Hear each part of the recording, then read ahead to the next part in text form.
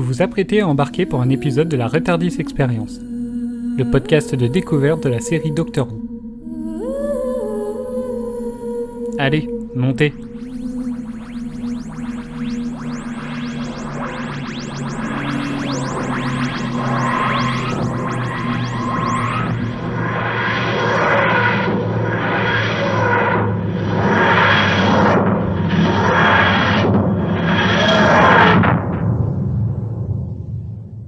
Où est le père Angelo? Est-ce qu'il est encore ici?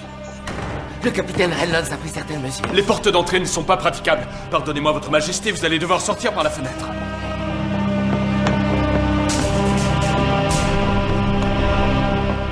Excusez mes manières, madame, mais je vais sortir avant vous pour assister sa majesté dans sa descente. Voilà un sentiment qui vous honore. Oui, si vous pouviez presser le pas. Pardonnez-moi, excusez mes manières, pressez le pas. Durant 45 minutes d'échange peut-être un peu trop respectueux, le second épisode de la saison 2 nous met face à un loup-garou venu de l'espace qui ne souhaite ni plus ni moins que le trône d'Angleterre. Il semblerait que celui-ci ait aussi oublié de garder ses distances. N'est-ce pas la vérité, charmante petite sauvageonne? Bonjour à tous et bienvenue dans ce nouvel épisode de Retardis Experience. Ce sera notre dernière émission avant une longue pause estivale, alors on va tenter d'en profiter à fond afin d'avoir une bonne dose de Doctor Who pour l'été. Pour cet épisode, on débriefe donc l'épisode 2 de la saison 2. Et pour en parler sont présents Doraline, Pierre et Adèle du côté des Whovian. Salut. Salut. Maël n'est pas avec nous aujourd'hui, mais il nous a laissé une capsule et dès la rentrée, il pourra de nouveau enregistrer avec nous. Enfin, on l'espère. Côté Néo-Whovian, l'équipe est au complet avec Bob, Mireille et Eden. Salut. Salut. Hola. Eh bien, bonjour. Je dirais même qu'elle est plus qu'au complet, car aujourd'hui, exceptionnellement, un invité Néo-Whovian les rejoint et il s'agit de Jérém. Salut Jérém. Salut tout le monde. Bienvenue. Merci. On est ravis de t'accueillir sur cet épisode et on a hâte d'avoir ton retour et peut-être une nouvelle vision de la série ou de l'épisode, du coup.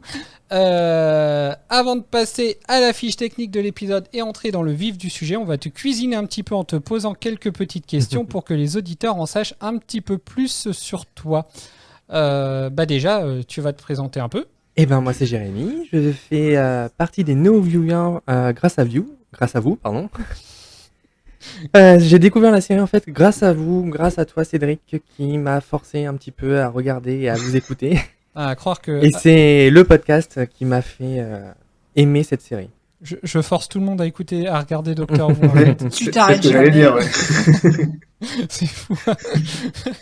Il a une liste, mais pas de personnes à abattre, mais de personnes à forcer à regarder Doctor Who. Check. Donc du coup, t'avais jamais entendu parler de Doctor Who avant ? Si un petit peu, j'étais tombé dessus sur France 4, sur certains épisodes. J'avais beaucoup aimé les épisodes quand il s'agissait du passé et je zappais quand il s'agissait du futur. Ah bon ? Ah ouais, donc t'en avais regardé quand même quelques-uns du coup. Oui, quand je faisais mon zapping le dimanche après-midi. D'accord. Voilà. Et en quoi notre podcast t'a donné envie d'aller plus loin, du coup ? Le fait de débriefer en fait. Le fait que vous débriefiez chaque épisode, ça m'a donné envie de voir cet épisode pour justement savoir si je pensais exactement la même chose que vous ou pas. Et alors ? Sur certains épisodes, non. D'accord. Tu regardes en VO ou en VF ? J'ai regardé en VF la première saison et pour cet épisode-là, j'ai fait les deux.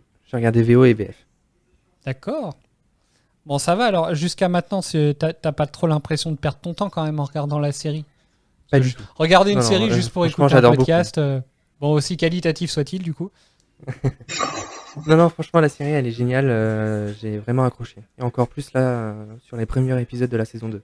Ah bon, c'est chouette. T'as jamais failli abandonner ? Genre à l'épisode 3 de la saison 1 ? Mais moi, j'ai bien aimé cet épisode. Au hasard, celui-là. On prend au pif. Non, franchement, moi, je l'ai bien aimé cet épisode. Non, J'étais pas du tout d'accord avec vous sur on le ressort à chaque fois. Bon, c'est bien. Alors, donc, ça se trouve, sur cet épisode-là, en fait, on pensera pas tous la même chose, hein, du coup. Peut-être. On verra bien. Ok, je te remercie. En tout cas, on est très content que tu sois des nôtres. Moi aussi, je suis ravi d'être là. Alors, avant d'attaquer une nouvelle fois donc l'épisode, donc il me semble que Bob a un coup de gueule à passer, cordial, a-t-il dit. Alors oui, mais j'ai plutôt envie d'appeler ça un coup de non-cœur. que je souhaiterais attribuer à Eden, qui nous a Est-ce que spoilé... je fais encore? Tu nous as spoilé lamentablement l'épisode qu'on devait regarder pour aujourd'hui. Tu l'as fait dans le groupe des Néo-Ouvianes et Mais tu j'ai m'as rien littéralement pété la surprise et tu t'es justifié en disant qu'il y avait des balises de spoil et que je n'avais qu'à pas les ouvrir. Alors déjà, c'était pas sur l'épisode là qu'on regarde, c'était sur l'épisode précédent. Déjà. Ah oui, j'étais en train de me dire, mais qu'est-ce qu'il raconte lui? J'ai pas été spoilé moi. Mais oui. Et ça va, j'ai mis en spoil exprès, t'avais qu'à pas le lire. Alors, Non, c'était bien sur cet épisode-là. exactement, puisque le message est le suivant. Alors désolé pour les auditeurs que je vais spoiler. Ouais, enfin, c'est Entre l'épisode balises du jour. spoiler, c'est la Ah, reine mince. Victoria, wesh. Voilà, donc pour ce spoil, je tiens à ne pas te remercier, Je m'en Et à te faire rappelais même comprendre. plus. à te faire comprendre très cordialement que je ne suis pas satisfait. Voilà. Bob te déplaudit, Eden. Je m'en Exactement. excuse. Surtout Excusez-moi. qu'en Nous fait, pouvons attaquer ce podcast. elle s'est auto-spoilée toute seule, puisqu'en plus, elle avait même pas regardé l'épisode de son côté, quoi, encore. Mais oui, clairement. Ouais, mais elle fait c'était que le ça, elle fait teasing. que ça. Voilà, c'était juste le teaser, en fait. Parce qu'on la voit pas dans la bande-annonce du coup? Bah Ah si, si, justement. Bah Par si, rapport justement, au ouais. teaser. Bah alors, y a pas C'est pas de du spoil spoiler. qu'on voit dans la bande-annonce. Il y en Oui, a sauf qui que regardent moi, pas le madame, je suis teaser. du genre à ne pas regarder les bandes annonces pour ne Ah oui, pas moi me non faire plus. spoiler. Non, Donc, attends-toi, à la fin de l'enregistrement de l'épisode d'avant, tu nous as parlé du loup. Ouais, de ouf. Et en plus, tu nous as toi-même Ça spoilé tient pendant pas la ton saison truc, 1. là. Bah oui. Ah, c'est vrai que c'est pas dans le genre Bien, spoil, c'est commençons pas non plus, l'épisode. Allez, montez. Oui, c'est bien, on est à 7 minutes déjà d'enregistrement, et puis on est déjà tous en train de s'engueuler que j'ai même pas fait la présentation encore de l'épisode. du coup. Mais c'est normal, t'inquiète pas. Ça promet. Tu restes, Jérém? Tu restes, Jérém, ou tu repars Ouais, je reste. Je vais défendre Eden un petit peu. Je reste. Oh, merci beaucoup. Donc on peut maintenant passer à l'épisode du jour, Un loup-garou royal, titre original Tooth and Claw, diffusé le 22 avril 2006. Comme le précédent, il a lui aussi été scénarisé par Russell T. Davies. La réalisation, elle, a été confiée à Euroslin. Comme d'habitude, je commence par vous demander un mot qui, pour vous, qualifie ou correspond à cet épisode. On va commencer justement par notre invité, donc Jérém. Pour moi, ça sera mitigé. D'accord. Eden. Torchwood. Mireille. Je Oh, l'attendais. quelle surprise, le mot d'Eden. C'est clair. Mon mot, c'est frisson. Je te remercie, Mireille. Bob. Cap d'Agde. Ah bon. Pourquoi Ok. Doraline. Moi, ce sera chouette. Adèle. J'ai mis inquiétant. Pierre. Moi, ce sera écossais. D'accord. On va écouter le mot de Maël. Hello, hello, c'est Maël. Alors, mon mot pour cet épisode, ce sera croquant. Voilà, croquant pour Maël. Mhm. Donc on va enchaîner par le résumé et puis on va du coup se retourner de nouveau vers notre invité car Jérém s'est proposé pour se prêter à l'exercice du résumé. Donc nous t'écoutons. Alors, nous commençons cet épisode avec un affrontement que je qualifierais de poudre aux yeux. En effet, des moines en tenue orange qui tournent du bâton pendant 3 minutes avant de frapper quelqu'un pour récupérer une maison contre des hommes ayant la cinquantaine passée. C'est seulement après ce combat entre les majorettes et le club du troisième âge que nous retrouvons le docteur et Rose qui décident d'aller en 1979 à Sheffield. Passons sur le fait que Rose préfère aller voir un chanteur en concert plutôt que d'aller voir les premiers Jeux Olympiques antigravitationnels. Bref. Une fois n'est pas coutume, le TARDIS se trompe, enfin, vu comment le docteur le pilote en tapant du marteau n'importe où, on se demande si c'est réellement le TARDIS qui fait des siennes. En sortant, il se retrouve nez à nez avec l'escorte royale de la reine Victoria, en 1879. Grâce au papier magique du docteur, on apprend qu'ils sont envoyés pour protéger la reine durant son périple. Enfin, le docteur et non la petite sauvageonne dévêtue qui lui sert de compagnon. S'ensuit un petit pari digne de Rose qui consiste à faire dire à la reine « Cela ne nous amuse guère ». Sa Majesté et nos deux confrères arrivent au domaine de Torchwood. Tiens, ce nom ne m'est pas inconnu. Le lieu où les pseudo-moines Shaolin ont pris le commandement et où tout le personnel est retenu en otage dans la cave qui est surveillée par un moine qui lui-même est en cage. Niveau surveillance, on repassera. Alors que la Majesté part vaquer à ses occupations avec Sir Robert, le maître des lieux, un mystérieux coffre est mis en sécurité dans une cage en bois que même un nourrisson pourrait ouvrir. Nous arrivons dans une salle avec un gigantesque télescope fabriqué par le père du proprio qui s'entendait bien avec le défunt mari de la reine. Au moment où nous allions en apprendre plus sur la légende d'un loup, le vieux moine déguisé en majordome nous interrompt pour nous signaler qu'il allait bientôt faire nuit. On apprend aussi qu'il s'agira d'une nuit de pleine lune. Ok, donc pleine lune, légende avec un loup, en 5 minutes on sait déjà à quoi s'attendre. Super le suspense. Alors que Rose vide la garde-robe de la femme du proprio, les moines préparent des couronnes de gui et donnent du somnifère aux gardes. En fouillant dans les affaires des autres, Rose tombe sur une servante qui s'était cachée lors de l'attaque des moines et raconte tout à Rose. Rose lui fait la promesse que tout ira bien s'ils sortent de la chambre. Ne jamais écouter Rose. Car une fois sortis de la chambre, ils se font kidnapper et enfermer avec les autres dans la cave. Alors que la reine et le docteur dînent en présence du proprio et du chef de garde, nous apprenons enfin l'histoire du loup. Pendant que Sir Robert nous raconte l'histoire d'un loup-garou, Rose se tape la discute avec le moine en cage. Et on apprend qu'il s'agit d'une sorte de parasite extraterrestre qui s'est emparé du corps d'un jeune homme. Nous avons enfin une preuve d'une quelconque intelligence de la part de Rose qui motive les autres à se libérer alors que le moine se transforme en loup-garou. Le docteur abandonne la reine pour aller à la rescousse de Rose, et cette dernière manie très bien le pistolet car elle se débarrasse du moine sans problème. Alors que le loup tue les hommes un par un, les femmes se réfugient dans la cuisine. Alors que le loup y rentre, il les laisse mystérieusement en vie. La reine reprend son bien et rejoint le docteur. Il se réfugie dans un bureau où le loup ne peut y entrer. Le docteur comprend alors qu'il est repoussé par le gui suite à un langoureux bisou avec le mur. Et la femme du proprio aussi comprend que le gui est la kryptonite du loup, et avec les servantes, elle commence à préparer une mixture à base de gui. Alors qu'ils sont en plein brainstorming, la reine demande à Sir Robert de protéger un objet qui est bien plus précieux que sa vie. Et elle nous sort de son sac un diamant énorme, le Koh-i-Noor. Le diamant a la réputation d'être maudit. D'un seul coup, le docteur comprend que c'est la clé qui leur permettra de se débarrasser du loup. Ce dernier, d'ailleurs, fait son apparition sur la verrière du plafond.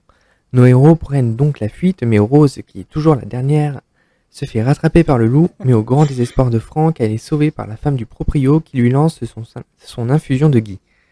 Sir Robert décide de se sacrifier pour laisser du temps au docteur de rentrer dans l'observatoire et de préparer le télescope qui est en fait un piège qui s'active avec le diamant de la reine.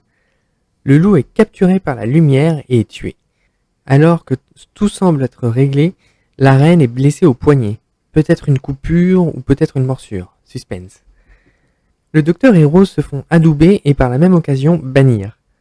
Enfin, Rose remporte son pari.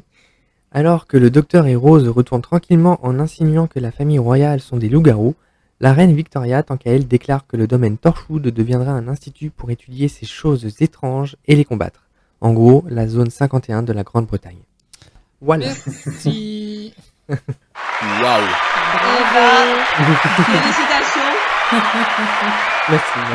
Est-ce que faire un je truc peux à me votre permettre de te remercier, Jérém, parce que à cause d'Eden, j'ai pas voulu regarder l'épisode tellement j'ai été outré du spoil.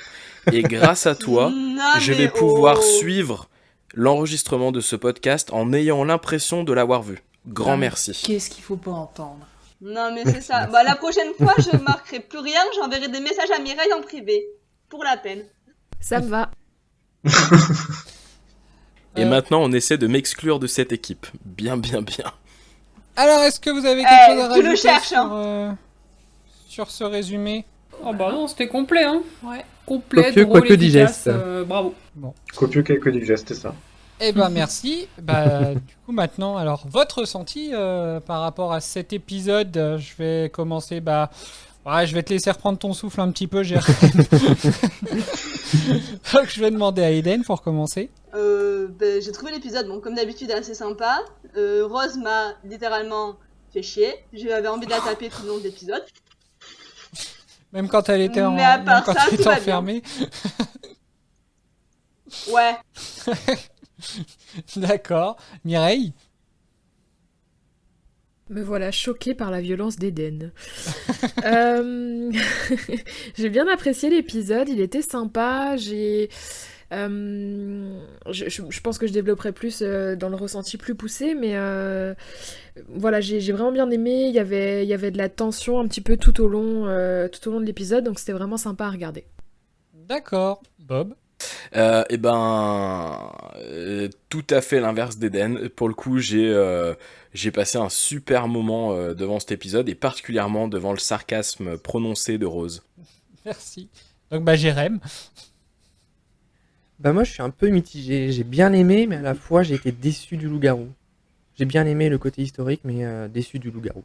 T'étais déçu de quoi? Qu'il y ait un loup-garou ou juste sa tronche ou du pourquoi, du comment, du... Déçu du Guy alors que normalement c'est Laconie de Tulou. C'est... ça y est, il va nous sortir sa science.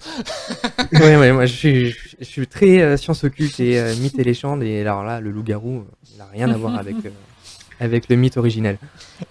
C'est pas un vrai loup-garou, c'est pour ça. Ouais, mais quand même. Doraline. En plus, le Guy, on se fait des bisous normalement. Donc rien compris. C'est pour ça que le docteur a roulé à patin une porte, du coup. Tout va de travers. Donc, Doraline. Moi j'ai beaucoup aimé. J'ai pas vu l'épisode passer et je l'ai même regardé. Je l'ai regardé plusieurs fois. J'ai trouvé le temps de le regarder plusieurs fois. Je développerai un peu plus tout à l'heure, mais c'était un très bon moment. D'accord. Adèle. Ouais, comme Doraline, moi j'ai bien aimé l'épisode. J'ai bien aimé l'ambiance en fait qui se dégageait et le côté comme disait Mireille, je crois la tension qu'il y a tout au long de l'intrigue. J'ai passé un très très bon moment aussi. D'accord. Pierre. Je vais être moins positif que mes collègues Wouvienne. Je me souviens qu'au tout début de la série, au tout début des épisodes, j'avais dit que j'aimais bien les épisodes historiques. Et en fait, là, c'est on va reprendre l'épisode 3 de la saison 1, mais c'est pareil, cet épisode-là, il m'a pas plus hypé que ça. J'ai eu du mal. Je l'ai regardé plusieurs fois aussi, mais contrairement à Doraline, c'était pour pouvoir aller jusqu'au bout. D'accord. Ah oui, donc toi, tu l'as vu en plusieurs fois, du coup. Non, c'est que je le lançais, je voyais 10-15 minutes, et puis qu'au bout de 10-15 minutes, je faisais autre chose. D'accord. Parce que j'arrivais pas à rester concentré. T'es un garçon débordé. Ouais, certainement. Ouais. D'accord, ok. On va écouter le ressenti de Maël déjà. Et puis on reviendra un peu sur tout ça après. Pour donner un avis sur cet épisode, c'est un épisode que j'ai bien aimé. C'est dans la lignée des épisodes de cette saison 2. Pourtant, quand j'ai lancé, il y avait une crainte. Mais en regardant cet épisode, ça m'a rappelé de pourquoi j'aime quand Doctor Who explore le passé. Pourquoi j'aimais ces épisodes-là, pourquoi j'aimais quand la série explorait ces moments de l'histoire et de l'histoire britannique surtout. Voilà pour Maël. Alors, donc plus poussé du coup. Par qui qu'on commence? Par Jérém. Allez. Moi ça me dérange pas. C'est toi qui va quasiment commencer surtout du coup. Hein. J'espère que t'as préparé des anecdotes. Pour te faire spoiler, ouais. Ouais, je voulais pas me faire spoiler, donc c'est pour ça que j'en ai pas cherché. On t'écoute.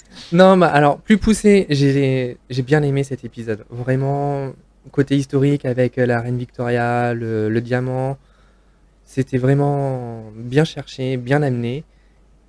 Après, vraiment, j'ai tiqué sur le loup-garou. Et les moines aussi. Ça m'a fait descendre mon côté excitation pour voir l'épisode. Ah bon, t'as pas aimé les moines, du coup? Ah non. non, cette entrée en matière, on aurait pu repasser. Hein. D'accord. Mireille. Moi, c'est un épisode que j'ai vraiment beaucoup apprécié. Sur pas mal d'épisodes dernièrement, j'ai reproché que c'était en dents de scie, qu'il y avait des moments de creux, qu'il y avait des moments où il y avait vraiment des lenteurs. Et là, j'ai trouvé qu'il n'y en avait pas, que c'était vraiment sympa à regarder. La tension, elle était bien présente tout au long de l'épisode, par moments plus, par moments moins, mais il y avait toujours un petit peu, donc c'était sympa. Par contre, le loup-garou était très mal fait. Il était vraiment dégueulasse. Mais voilà, je crois que c'est le seul point négatif de l'épisode, c'est l'effet visuel sur le loup, quoi, que j'ai pas aimé. C'est fou ça. Eden, est-ce que t'es d'accord toi avec ce loup-garou dégueulasse?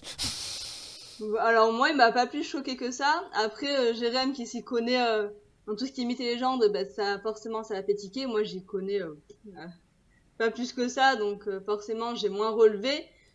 Pour le côté esthétique, ça m'a pas plus dérangé que ça. Après, il aurait peut-être pu être mieux fait, mais bon, on est dans les années, dans le début des années 2000, c'est quoi, c'est 2005, 2006, quelque chose comme 2006, oui. ça. Ouais, 2006, donc on n'avait pas aussi tous les effets spéciaux, je pense qu'on peut faire maintenant, on peut faire des loups-garous beaucoup plus jolis. Moi, ce que je retiens surtout, c'est comme t'en parlais, Jérém, c'est la première scène de bagarre. Quand les moines arrivent, quand j'ai vu cette scène, je me suis dit, mais qu'est-ce qu'ils vont nous sortir encore? Qu'est-ce qui se passe? C'est vrai qu'elle est un peu grosse cette scène en fait. Ah, c'est dans l'excès. Enfin, comme il a dit, Jérém, 3 minutes à tourner un bâton pour finir par taper. Enfin, oh, l'excès quoi. C'est vrai. Bob? Et puis, on en parle aussi du saut périlleux des moines. Non, ça vaut pas le coup. Voilà, on est d'accord. Merci. Bob? Si vous voulez tout savoir, l'histoire des moines, c'est une inspiration Wesh, Bob, il peut parler claire ou pas de Tigre et Dragon. Non, mais pardon, je te coupe juste pour parce que c'était dans le ton de... En plus, tu prends la parole pour piquer une des anecdotes de Maël. Va falloir que Mais il parle pas de Tigre et Dragon. Bah si. Bah moi en tout cas, j'ai vu un autre truc. Je l'ai dans les anecdotes, hein, du coup. Bah dans ce qu'il a écrit, ça m'a pas du tout parlé alors. Donc il y a peut-être dit différemment à l'oral, je ne sais pas, je l'ai pas entendu. Donc Bob, vas-y. Eh bien, Bob est vexé, il vient de quitter ce podcast. Retrouvez Franck immédiatement. Donc, pour donner mon avis de Francky, je suis un peu d'accord avec ce qui a été dit sur les moines qui sont un peu rasoirs. Pour le loup-garou, je suis un peu moins d'accord dans le sens où j'ai distingué deux choses. La transformation que j'ai trouvée juste bluffante et à peu près du même acabit que celle qu'on peut voir dans Harry Potter 3. Par contre, c'est vrai qu'une fois qu'il était totalement transformé, il était plutôt dégueulasse. Néanmoins, sur la transformation, je me suis demandé s'il n'y avait pas la même équipe de CGI qui était derrière, parce que j'ai trouvé qu'il y avait énormément de similitudes. Et la petite remarque que je pourrais faire en complément de cet avis un peu plus marqué, ce serait sur la reine Victoria. J'aurais peut-être apprécié une reine avec plus de caractère, plus de charisme. Je l'ai trouvée un peu trop... elle en imposait pas assez pour la stature historique qu'elle est censée représenter. Passive? Ouais, un peu, ouais. Autant, alors, le charisme, ouais, je dis pas, mais putain, elle était quand même vachement autoritaire, quoi. Bah justement, tu vois, j'ai pas trouvé, je l'ai trouvé...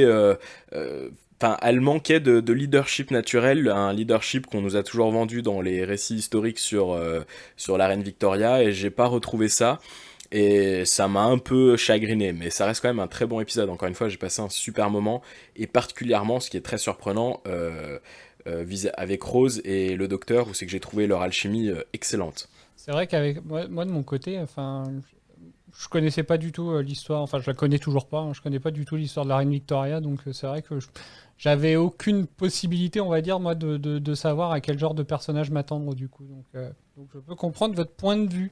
Avant de vous laisser répondre, Adèle, Pierre et Doraline, on va écouter le ressenti un peu plus poussé de Maël, qui justement parle du loup-garou. Ce que j'ai aimé dans cet épisode, c'est l'ambiance qu'installe le réalisateur Euroslim. Quand il rentre dans cette maison, il y a quelque chose d'étrange qui gravite autour de cette maison. Et je me mettais à méfier de ce que je voyais. Et je trouve que ça va encore plus loin quand on a cette intrigue qui tourne autour de ce loup-garou. Et je trouve que ce loup-garou, il apporte un truc au récit. Il me met pas à l'aise. Et parfois c'est flippant, mais sans trop. C'est pas un épisode de la flippance, mais il y a des moments, j'étais pas bien du tout. Et en plus, le fait que tout se passe dans une forme de huis clos, ça marche très bien. Après, on peut parler des effets spéciaux du loup-garou qui sont, soyons clairs, ridicules. Hein. Mais je trouve que ça va avec l'ambiance qui est justement installée. Je trouve que tout ceci est cohérent. C'est pas du kitsch gratuit, mais c'est une installation comme je disais, d'une ambiance, et je trouve qu'il s'intègre relativement très bien avec les décors. Après, je parle de loup-garou ridicule, mais pour moi, il y a rien de plus ridicule que dans Harry Potter et le prisonnier d'Azkaban où Lupin se transforme en loup-garou et là, c'est vraiment très très très moche. Bon, alors j'avoue que la fin, j'ai hésité à le garder, mais je me suis dit, on n'est pas censé parler d'Harry Potter du coup. Mais je me suis dit, on verra après si on le garde au montage. Voilà l'avis de Maël, du coup. Alors, est-ce que vous avez des choses à redire là-dessus, de votre côté ? Moi, juste pour revenir sur l'avis de Bob, sur Franck. la reine Victoria, de Franck, pardon. Je suis perdu. Dis-toi que nous, on a une saison derrière. Bon courage. Non, mais pour la reine Victoria, au début, elle en impose quand même un petit peu, hein, avec la rencontre entre le docteur et Rose. Elle est autoritaire, elle a du charisme. Une fois qu'elle arrive dans le domaine de Torchwood, là aussi, elle impose un petit peu. C'est qu'une fois qu'il y a le loup-garou, elle commence à flipper un petit peu, que là, où elle se met en retrait, mais parce que justement, comment dire, elle joue la peur, elle joue magnifiquement bien la peur. Non, vous n'êtes pas d'accord ? Bah, je sais pas, c'est vrai qu'elle a peut-être un peu de... Enfin, moi je trouve que le peu de leadership qu'elle a et qu'elle dégage, c'est du leadership par, on va dire, par sa fonction et pas naturel.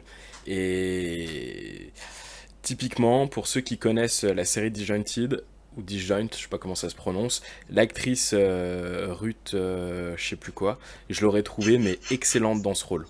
Mais a priori, je crois pas qu'elle soit britannique, donc ça aurait pas été possible. Mais enfin voilà, pour montrer un peu le genre d'actrice que j'aurais vu jouer la reine. Je connais pas du tout, personnellement. Non, ça me parle pas. Alors, je vais chercher le nom exact. Alors, mais je vais peut-être en profiter. Déjà. Alors, est-ce que vous avez quelque chose à dire, Pierre, Adèle, Doraline ? Vas-y, Pierre. Non, non, je voulais rebondir aussi sur le loup-garou. C'est vrai qu'il est pas. Moi, j'ai trouvé que celui d'Harry Potter était beaucoup moins beau pour le coup que celui qui est dans cet épisode-là. Moi, ça m'a pas plus choqué que ça dans l'épisode de cette semaine. J'ai trouvé que le loup-garou était plutôt réussi. Après, je m'y connais pas plus que ça, mais ça m'a pas plus choqué. Après c'est ce que je disais tout à l'heure, sinon sur le côté historique de l'épisode, en fait je sais pas, je commence à réviser un peu ce que j'ai dit. J'ai hâte d'avoir un épisode historique où je pourrais dire cet épisode là il me plaît vraiment. Bah non, parce que j'aime les épisodes historiques. C'est vrai que pour l'instant c'est ça. J'ai hâte d'en avoir un où je pourrais dire celui-là vraiment j'ai accroché, et puis peut-être que ce sera pas le cas des autres. Je me souviens pas, t'avais pas accroché sur le double épisode Tu es ma maman. Si, c'est que j'avais bien aimé la première partie, mais la deuxième je l'avais regardée en deux fois, oui, encore vrai. une fois. Effectivement. On va y arriver, on va espérer, peut-être d'ici la fin de la saison. Il n'y a pas de raison. Ouais, j'espère d'ici la fin de la saison quand même, j'espère, ouais. Vous en avez pensé quoi de la transformation du loup ? Moi, je vous trouve vachement sévère avec ce pauvre loup. Bah ouais, moi aussi. Moi, je l'ai trouvé vachement beau, hein. Honnêtement. En ce moment, j'avoue que je regarde... Je regarde les épisodes de Doctor Who en boucle sur Pluto TV. Donc forcément, il passe assez souvent celui-là. Et c'est vrai qu'à chaque fois que je le vois, je me dis, pour du 2006, en vrai, je trouve que ça, c'est beau. C'est pas dégueu. Il faut pas oublier quand même qu'il y a eu un film qui s'appelle Le Loup-garou de Londres, qui est sorti en 1800, je sais plus combien, le temps que je fasse la recherche vite fait. C'était pas en 1981. Le loup-garou était beaucoup plus joli que celui-ci. C'était du maquillage, c'était pas des effets spéciaux. Et les effets spéciaux, on aurait pu faire un truc beaucoup plus joli qu'une pauvre image synthétique en 3D. Ouais, mais c'est la télé publique, Doctor Who. Faut pas trop leur en demander. Et puis c'est Doctor Who, on a eu des effets spéciaux bien pires que ceux-là. Oui, aussi, c'est vrai. Moi, pour le loup, Ah bah, C'est pas grave, allez-y, je discuterai après. tu vois, alors, juste un aparté, tu vois, Pierre, même la distribution de paroles, je sais pas la faire. Non, mais c'est de ma faute, je suis intervenue Non, alors que j'aurais pas dû. Vas-y, Mireille. C'est juste par rapport à Franck qui a demandé, Franck, qui a demandé ce qu'on pense du loup. Et, Ah pardon, donc, Bob est revenu. Oh là là. Bob, bref, le gars.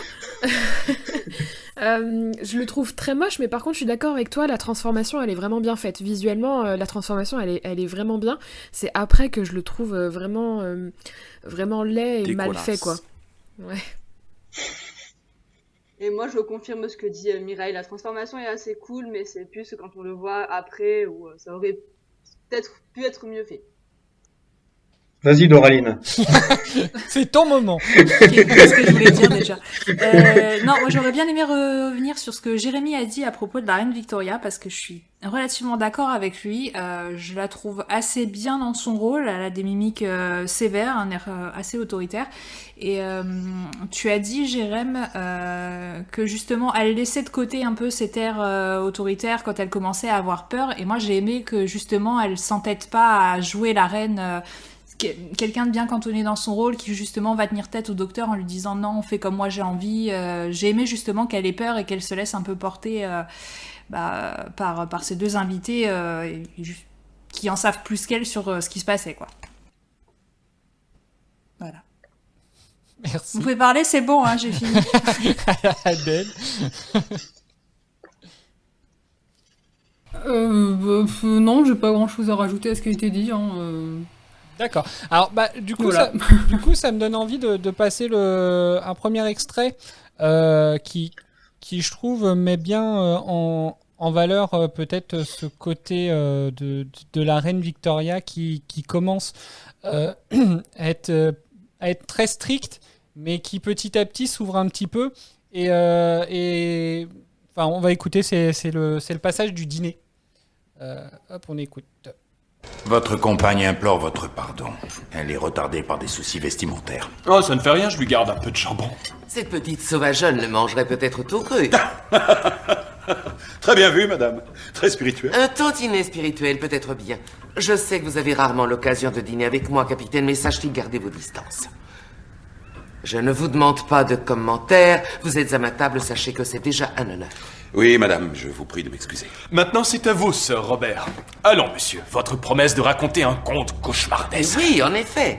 Depuis la mort de mon mari, je me découvre un goût prononcé pour les histoires surnaturelles. Il doit vous manquer. Énormément. Il me manque tant. Là réside le charme des histoires de fantômes. Non pas celles qui donnaient le frisson aux enfants, mais l'espoir, un jour, de pouvoir entrer en contact avec l'au-delà. Tous sur Terre, souhaitons recevoir un message de cet endroit inconnu. C'est le Créateur qui détient la clé du mystère qui nous apporterait une telle consolation. Je trouve que c'est un passage, du coup, après, enfin, vous direz ce que vous en pensez, mais je trouve qu'effectivement, c'est un passage, déjà qui commence par le capitaine qui se fait remettre en place, et juste après, justement, il y a quand même un petit moment de faiblesse où, justement, elle parle quand même de son mari qui lui manque, etc. Donc, est-ce qu'au final, je trouve que ça illustre bien ce que vous dites depuis tout à l'heure, du coup. Ouais, je suis assez d'accord avec toi. Et puis la musique derrière qui vient un petit peu appuyer l'accent dramatique, entre guillemets, de quand elle parle de la perte de son mari, ça amène aussi quelque chose à la scène qui est assez touchant. C'est vrai.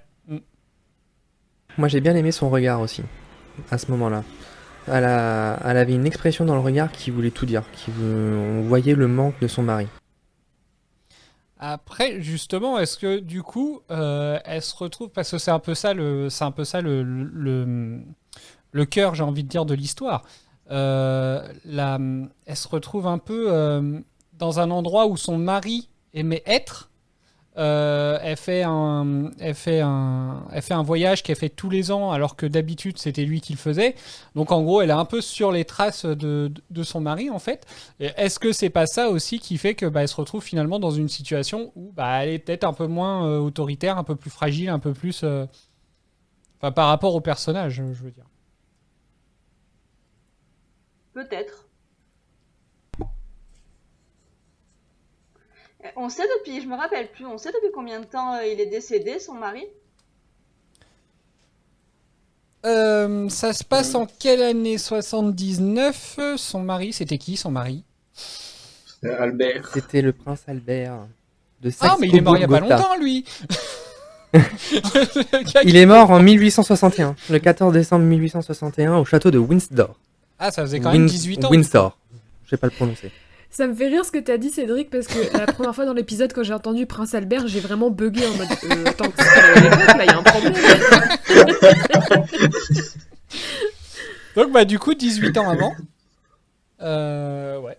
Donc voilà, au bout de 18 ans, il lui Ouais, manque quand toujours. même. C'est beau. Oui, je trouve aussi.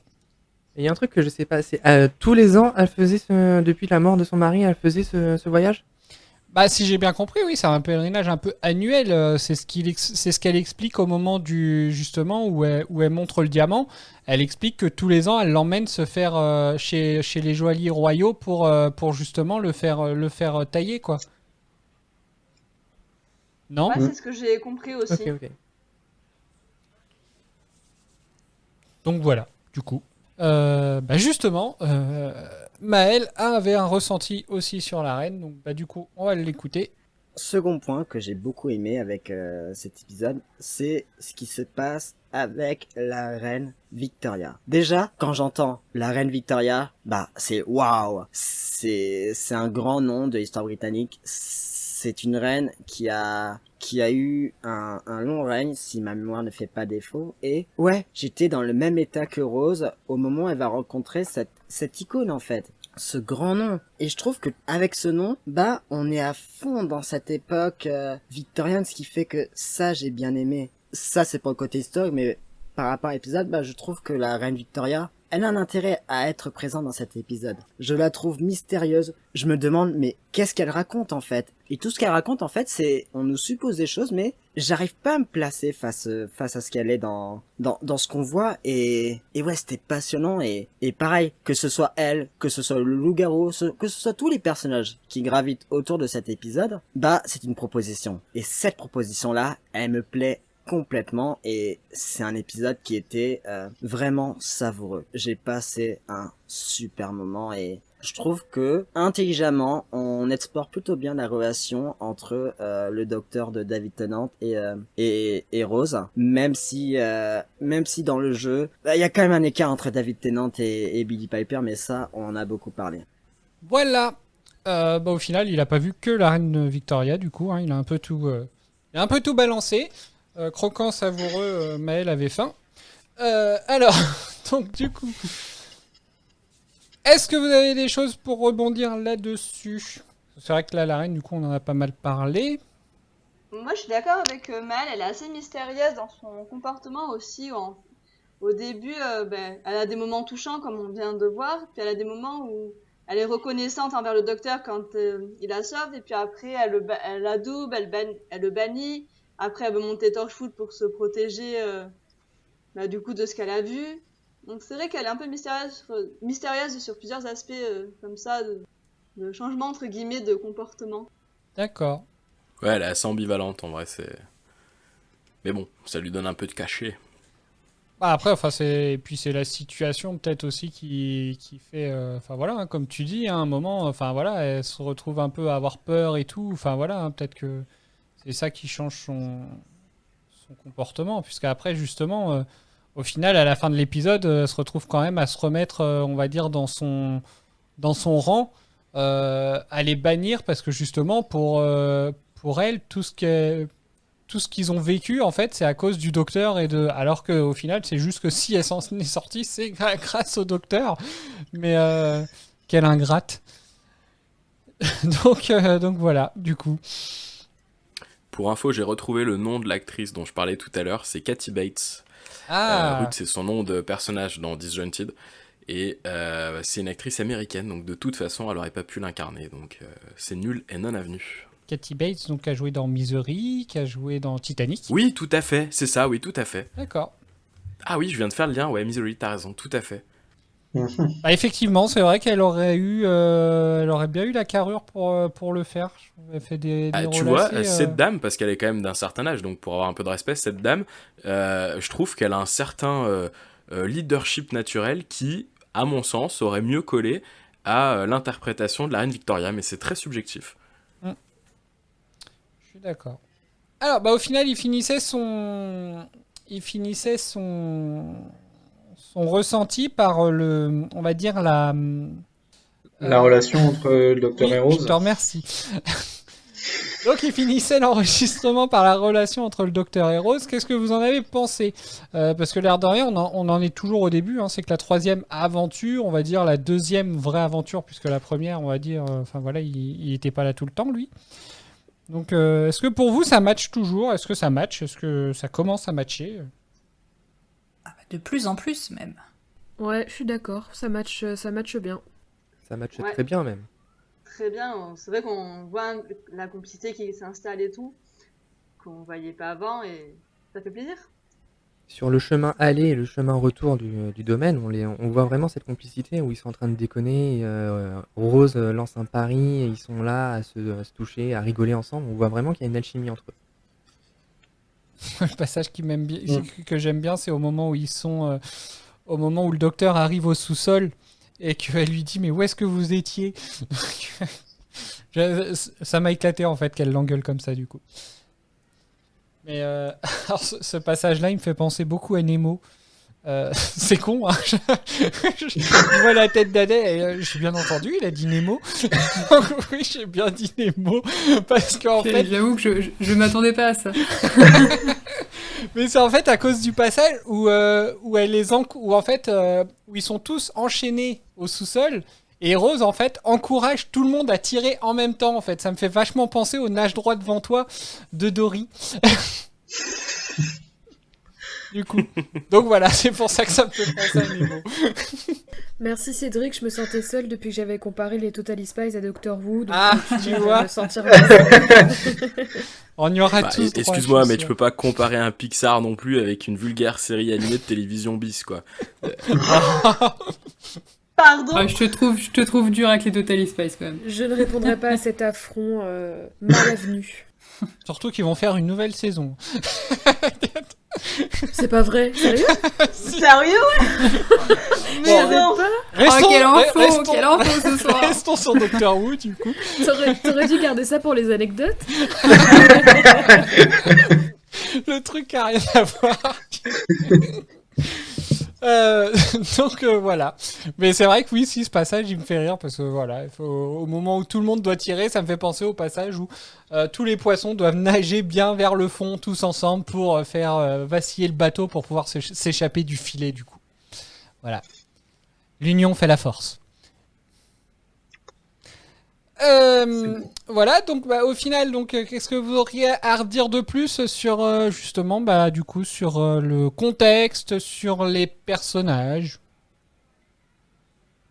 Moi, je me suis fait une réflexion et j'espère que je suis pas la seule à me l'être faite. Vous voyez le curé là, trop bizarre, qui fait des prières à la fenêtre ? Oui. On est d'accord qu'il avait des airs d'Eccleston ? Ah, merci. Ah, merci. À un moment, je sais plus à quel moment, et à un moment il parlait, et je me suis dit, mais en fait il ressemble beaucoup trop à Eccleston, c'est inquiétant. Je suis assez d'accord, hein, il avait un air... j'ai pas trouvé. Je vois pas de qui on parle. Le moine qu'on voit le plus, hein, en fait, ouais. Qui a joué dans Game of Thrones. Ah ouais, il a joué qui ? Non, on ne spoile pas cette série, merci. Je sais pas, c'est juste qu'il a Pas joué à dedans. voir qui il fait dans Game of Thrones. Ah mais je crois qu'il fait un second rôle. Je me demande s'il est pas employé d'un des palais ou je sais pas, mais... Je me demande s'il est pas moine. C'est pas lui qui joue... Le mec est cantonné au rôle de moine. Si, mais il doit jouer un qu'il a la chevelure prêtre dans... pour... C'est pas lui qui a volé les dragons de Daenerys ? Si. De quoi ? Si. Oh purée, exact. Si, c'est lui qui a volé les dragons au début dans la saison 2, je crois. Ouais. Jérém, t'as pas dit pas de spoil il y a environ 15 secondes ? Ouais, mais c'était la saison 2, ça va. Ça c'est bon, il a vu. Pas de spoil pour lui, c'est ça. Voilà, c'est les pas autres du ils spoil s'en pour foutent. lui. Ouais. Les autres, Ouais, moi je suis égoïste. Je me rends compte que notre invité du jour est très compatible avec Eden, qui pareil fait du spoil sans même être désolé. Du coup, bah oui, voilà, voilà, moi ça m'a marqué quand je l'ai vu dans Game of Thrones. Je me suis dit, ah, il a joué dans Doctor Who. Pourtant, on le voit pas longtemps, mais voilà. Il y en a, en fait, ça va être le contraire. Ils vont être marqués de voir des acteurs de Game of Thrones dans Doctor Who. Bah, moi, je suis marqué de voir des acteurs de Doctor Who dans Game of Thrones. Mais tu vas souvent dire ça, Cédric, non? Genre, il a joué dans Doctor Who, vu le nombre de guests qu'il Ah bah, entre les Doctor Who et puis Harry Potter, du coup, enfin voilà, ouais... les Britanniques qui sont tous passés. De gens de Game of Thrones, comme on peut voir beaucoup de gens de Harry Potter, comme on peut voir, enfin voilà quoi. Bref, du coup. Donc, est-ce que vous avez autre chose sur les personnages? Moi, je suis toujours aussi amoureuse de David Tennant. Oh, c'est bien, si ça change pas. Depuis le temps que tu l'attendais. On s'est fait une réflexion avec Adèle, mais alors c'est sûr que... Donc, bah, au final, on revient presque sur Eccleston. Oui, tu t'en souviens plus. Ah bon? Mais après, ça va pas trop... Enfin, ça va intriguer que ceux qui regardent l'épisode en VF. J'ai trouvé que sur cet épisode, on reconnaissait beaucoup plus le doublage d'Eccleston que le doublage de Tennant, du coup. Par rapport au premier épisode, il y avait d'autres intonations qui faisaient qu'on arrivait moins à comparer avec Eccleston, alors que là, quand on écoute les passages en français, on entend vraiment la voix d'Eccleston, du coup. Enfin, le doublage d'Eccleston, j'ai l'impression. Est-ce que ça vous a fait ça? C'est Bob qui regarde en français, Doraline, Jérém, t'as vu les deux? J'ai pas forcément vu de différence entre le premier et le deuxième épisode. J'en avais parlé, mais j'avais vraiment peur que ce soit outrageux, outrageant, je sais pas comment on dit en français, d'avoir la même VF pour deux personnages. Et au final, c'est choquant, mais on s'y acclimate assez vite. Donc ça m'a pas forcément bien marqué. D'accord. Doraline, non? Marqué là. De quoi? Moi, ça m'a surtout marqué là quand t'as passé les extraits. En C'est fait, vrai j'avais vraiment l'impression que c'était Eccleston. Mais après, une fois qu'on a l'image avec David Tennant, on s'y fait. D'accord, oui c'est vrai. Oui après le doublage pour Tennant, moi je trouve qu'il est pas mal aussi. Mais c'est vrai que par exemple, quand je regarde des épisodes qui sont un peu plus tard, je reconnais moins en fait Eccleston. Mais là sur cet épisode-là, je me dis vraiment, c'est vrai que les intonations et tout, peut-être l'accent, je sais pas, je trouve qu'il y a vraiment quelque chose on le reconnaît bien là à ce niveau-là. Peut-être qu'il a été doublé en premier et que du coup il avait pas encore trouvé le timbre pour peut-être pour un autre personnage, peut-être, je sais pas. Peut-être, je sais pas non plus. En tout cas, toutes ces imperfections pour moi ont été gommées par le jeu de Rose. C'est incroyable, mais je suis friand de l'humour sarcastique qu'elle développe et puis les petites scènes foutage de gueule entre elle et le docteur, c'est juste un pur bijou, je trouve. Après, qu'est-ce que vous en pensez, Den, Mireille, Jérém? Je suis d'accord, elle joue son jeu. Enfin, je crois que je l'avais déjà dit pour l'épisode 1, mais son jeu s'améliore vraiment. Il y a un net changement entre la saison 1 et la saison 2, donc je rejoins Franck là-dessus. Et puis le running gag. Le running gag. Tu vas finir par te faire appeler truc. Ouais, non, mais ils auront toujours peur en fait de se planter. Le gars. Le running gag, ouais, de la phrase qu'elle veut que la reine dise, là, j'ai trouvé ça assez drôle et assez. C'est revenu plusieurs fois, mais j'ai pas trouvé ça lourd, c'était agréable. Alors, il y a une fois quand même où ça a été lourd, quand la zone était vraiment. C'était au moment où ils étaient enfermés dans le bureau, je crois, où il y avait un réel danger, et là, elle essayait quand même de lui faire. Quand elle s'énerve, la reine. Ouais, à ce moment-là, j'ai trouvé que c'était une fois de trop, tu vois. Bah, justement, moi, j'ai trouvé que ça allégeait un peu la tension du moment, donc j'ai trouvé ça plutôt bien amené. Ah, mais grave, c'était irrévérencieux, c'était parfait, c'était juste génialissime. Ah, moi, ça m'a saoulé. Ouais, moi, pareil. Ça me saoule. En fait, alors... En fait, je l'ai trouvé relou à faire cette blague, j'étais là genre mais calme ta joie, et en même temps j'ai trouvé que ça que ça crée quand même du lien avec le docteur, et du coup je me suis dit bon, je comprends, enfin ça fonctionne, mais moi ça m'a gavé. Mais je vois le positif derrière. Moi, c'est un peu comme ça, Adèle. C'est pour ça que je disais tout à l'heure que j'avais envie de la baffer parce que son running gag, il m'a cassé les couilles. Enfin, j'en avais marre. Elle m'a saoulé à faire ça. Si on m'avait dit un jour que j'allais devoir biper Eden. Bon, ce sera pas la dernière fois, t'inquiète. Hein? Elle se lâche. Ouais, bah là, vu l'heure qu'il est. Et le pire, c'est que là, on a un invité, donc on peut se dire qu'elle se retient peut-être. Hein. Non, je rappelle que non. Jérém, il me connaît, donc c'est bon, il n'y a pas de souci. Oui, on se connaît. Cousin, tu sais, tout ça. Et donc Elle craque. Non, mais l'heure qu'il est là, faut pas trop m'en demander non plus. Et la scène de fin sur la moquerie de la famille britannique avec Rose qui essaie de titiller le docteur en mode je me moque à outrance, et le docteur qui se moque légèrement tout en étant sur la retenue, vous en avez pensé quoi? Moi je sais que j'ai éclaté de rire sur cette scène. Moi j'ai bien aimé aussi. Moi j'ai trouvé ça marrant avec ça par contre. Ouais, la théorie est juste excellente, moi j'étais mort de rire. Et puis ça prouvait encore une fois que David Tennant et Rose, ça colle quoi. Ça match, ouais, c'est clair. Après, j'ai trouvé. J'aime bien. Vas-y. C'est vraiment n'importe quoi ce soir, on fait que se couper. T'inquiète. Et le pire, c'est qu'au montage, ça se verra même pas. J'aime bien ce genre de rappel un petit peu du présent, parce que là pour le coup la famille royale c'est vraiment quelque chose qui est très contemporain, et du coup le fait de blaguer là-dessus en fin d'épisode, ça ramène un petit peu la série dans le contexte que nous on a aujourd'hui dans l'actualité, et du coup j'ai trouvé ça vraiment sympa. Bah du coup c'est exactement ce que j'allais dire en fait, c'est que c'est typiquement britannique en fait de rigoler comme ça un petit peu de la famille royale et de tout en pourtant ils les respectent, hein. Ils adorent leur monarchie, hein, les Britanniques, mais voilà en fait ils rigolent de tout quoi, même de ça. Donc, oui, ils ont un petit sens de l'autodérision qui est so british, et du coup bien agréable quand t'aimes bien les séries britanniques. C'est vrai, je suis d'accord. Donc est-ce que vous avez d'autres choses à voir? Ou je repasse un extrait aussi, sinon je peux.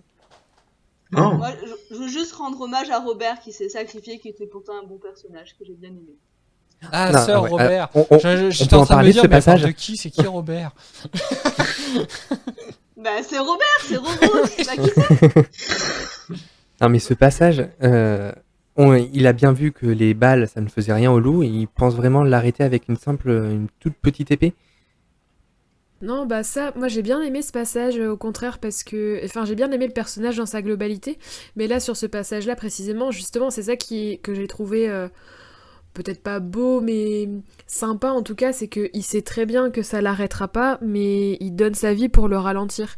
Et j'ai bien aimé ce truc au début de l'épisode, il trahit du coup la reine et la couronne parce qu'il a vraiment pas le choix, il détient sa femme et tout. Mais par contre, clairement, il se repentit après. On voit qu'il s'en veut à mort, et pour le coup, à mort vraiment parce qu'il meurt. Mais on voit qu'il s'en veut vraiment et qu'il est prêt à tout pour se faire pardonner, et je pense pour se pardonner à lui-même de ce qu'il a fait, quoi. Ouais, c'est vrai. Le geste, le sacrifice est très beau en effet, parce qu'il veut retrouver son honneur qu'il a perdu en trahissant la couronne. C'est vrai que, moi je trouve que effectivement c'est un personnage attachant en fait, du coup, parce que déjà pour la situation dans laquelle il se trouve, le mec il est quand même, alors déjà on lui fout dans la tronche dès le début que c'est un traître à la couronne, etc., qui a commis une trahison, alors que ils sont juste pris en otage du coup. Donc bref, alors après à l'époque peut-être que c'était un peu compliqué d'expliquer ce genre de choses, mais c'est vrai que je trouve que c'est un personnage qui est vachement attachant, et puis mais pour tout l'épisode justement, c'est lui qui parle du loup, justement, qui va raconter une histoire de loup-garou pour justement essayer de faire comprendre un peu à tout le monde, alors que les moines sont juste devant lui. Donc voilà quoi, il prend quand même, je trouve qu'il prend quand même des risques pour c'est d'ailleurs un passage de l'épisode qui est assez on revient un peu, c'est sur le dîner. qui est assez incroyable en fait que le gars puisse raconter ça à voix haute sans problème, alors qu'il a ses geôliers qui sont juste derrière du coup.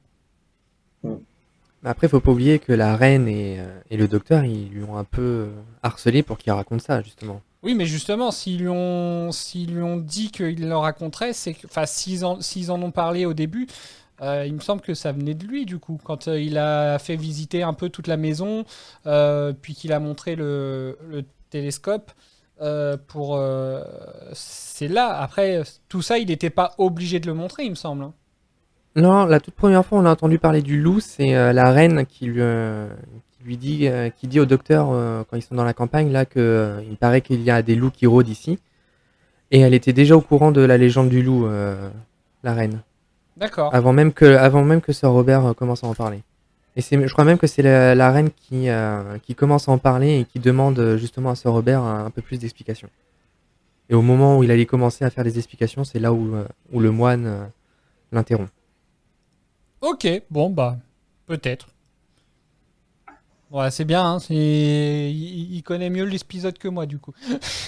Il a bien travaillé. Tu pourras me remplacer à partir du prochain épisode. Oula, non, on va éviter. Hein. Ok, d'autres choses, d'autres personnages. Je repasse un passage. Ouais, moi il y a un passage que j'aime bien quand même. Bah, justement, c'est le passage de la bibliothèque. Où là, c'est plus le discours du docteur. Donc bah on l'écoute. Je me demande.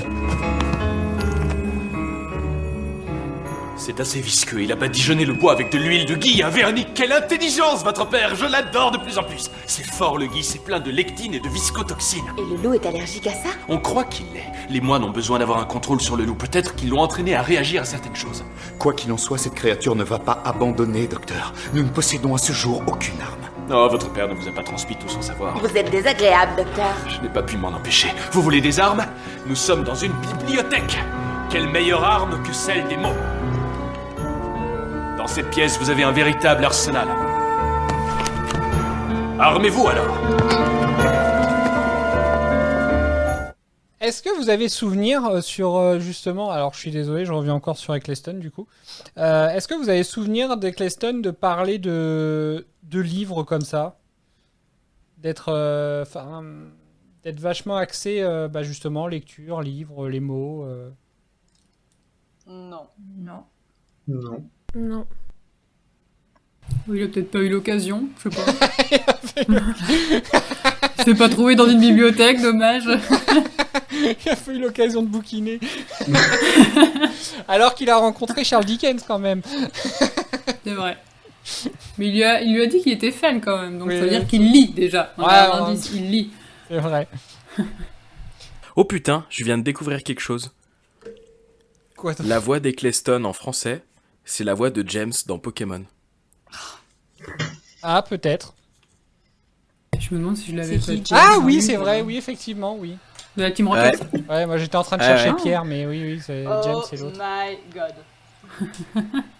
C'est lui qui dit afin de protéger le monde de la dévastation, du coup. Bon, bah donc du coup, ouais, ce docteur-là, il a l'air axé lecture. Voilà. C'est tout ce que je voulais dire. Mais il a raison, moi j'aime beaucoup le passage que tu viens de passer parce que justement, on apprend énormément de choses et on peut se défendre justement grâce à ses connaissances. Donc je suis d'accord avec le docteur en disant que le meilleur arsenal, ça reste les livres. Oui. C'est de la propagande pour envoyer les enfants à l'école, tout ça. Le gars, il voit de la politique partout. On revient à la base de Doctor Who, du coup. Comme par hasard.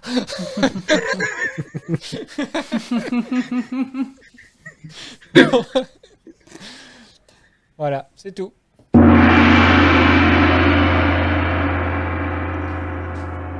Mesdames et messieurs, et vous les enfants, c'est Franck qui vous parle, et c'est l'heure des questions cons. Dans cette section, je vais poser une ou plusieurs questions à la con à un ou plusieurs participants du podcast. En fin de saison, je dévoilerai qui est le grand gagnant ou la grande gagnante des questions cons. Tout de suite, la première question. Doraline. Quel est le prénom de la reine Victoria ? Victoria. Oh, comme c'est dommage, c'est une mauvaise réponse. Jérém, quel est le prénom de la reine Victoria? Alexandrina Victoria. Oh Attends, non, là, Et c'est pas une possible. bonne réponse. Je te félicite, Jérém, pour ton premier point. Donc, pour faire un rapide classement, Jérém 1 point, Dora 0, malgré 2 chances pour y arriver. Attends, crois qu'il je porte réclamation là. Comment il sait ça? Comment il Bah, sait parce ça? qu'il- Il y a de la triche, c'est pas possible. Mais quoi, il y a de la triche? Il n'y a pas de triche. Il n'y a pas de triche. il Je s'est bosse, juste j'ai bossé mon renseigné. sujet. Hein. Il a regardé Alexandrina la série Victoria, Victoria. elle est née le Non, 24 mai moi j'ai une autre 1819. question. Non, est-ce qu'on peut laisser, parce que là, j'apprécie pas du tout, surtout venant d'une tricheuse connue, d'entendre que Jérém a triché. Donc, est-ce que t'as triché, Jérém? Pas du tout, j'ai fait des recherches. Je peux même vous sortir à partir de quand est-ce qu'elle est les reines. Je peux vous sortir la date de sa mort. Ah Je peux bon? vous dire Il a qu'elle a tout, été hein, il a reine son aussi CV, du Canada. Elle a été aussi impératrice des Indes. Et pendant 22 jours, 21 jours, elle a été reine d'Australie. Alors, le cours Cédric, d'histoire, c'est en plein d'épisodes. Oui. Hein. Cédric, qu'est-ce que tu fais avec une bande de bras cassés comme nous? Faites un podcast avec Jérém, hein, ce sera plus simple. Alors moi j'avais une autre solution, c'était de ne plus jamais l'inviter, en fait. La jalousie, en fait. Choqué. Ok, bon bah écoutez, ce fut un plaisir. Je vais raccrocher là. Au Allez, revoir. salut. Oh Ouais, là dégage. là. Eh ben, bien vu quand même, hein, parce que... Ouais, bravo. Alors déjà, non seulement au niveau du timing, hein, il était parfait entre le début et la fin de la question. Et puis, bravo, hein, du coup. Vraiment, ça laisse sans voix. Alors, donc, bah, du coup, est-ce que vous avez d'autres choses à rajouter si on revient sur notre épisode? Non? Non, Pas moi trop le je seum, boude. Dora? Si, justement, je boude. Ouais, t'auras une troisième tentative. Non, parce que non, après, à force, je vais passer pour une branquignole, donc non, on va peut-être s'arrêter là, c'est bon, c'est bon.